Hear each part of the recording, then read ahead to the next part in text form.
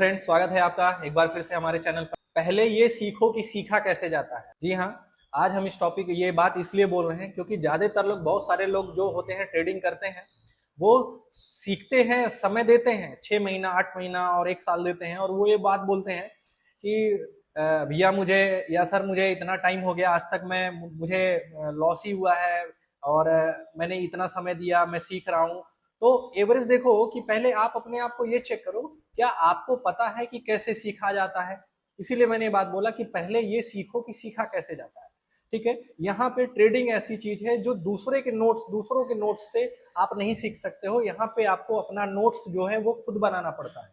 और वो नोट्स आपका कैसे तैयार होता है, जो आप ट्रेड करते हो, शुरुआत में 2,000 5,000 रुपया 1,500 रुपया डाल के जो आप एज ए बिगिनर ट्रेड करते हो, सीखते हो, तो उसका आपको एक जर्नल बनाना चाहिए। हर बार जो गलती करते हो आपको पर डे बेसिस पे ईच ट्रेड में आपने जो गलतियां की हैं, क्यों गलती की, क्या कारण था, वो आप जब तक नहीं लिखते हो तब तक आप उससे सीख नहीं सकते हो।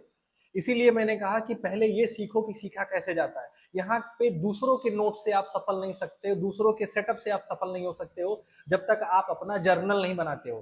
क्या आपको, अगर आप अपना जर्नल नहीं बनाते हो तो आपको सबसे बड़ा नुकसान ये होगा कि पिछले हफ्ते आपका 5,000 रुपए 1,000 रुपए का जो लॉस हुआ था वो क्या कंडीशन से हुआ था, या आपको याद भी होगा तो कुछ समय के बाद वो आपको भूल जाएगा।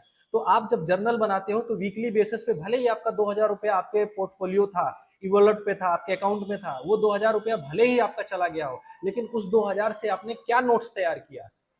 अगर आपने उस 2,000 रुपए से कोई नोट्स नहीं तैयार किया है तो इसका मतलब है कि वो 2,000 रुपए आपके पानी में गए हैं, उससे कुछ नहीं सीखा है। इसीलिए आपका जर्नल बनाना बहुत ज्यादा जरूरी है। जितना ज्यादा आप अपने एक एक ट्रेड को आप जर्नल में लिखते हो, वही आपका नोट्स बनता है। यहाँ पे नोट्स किसी दूसरे के नोट्स से आप सफल नहीं हो सकते हो।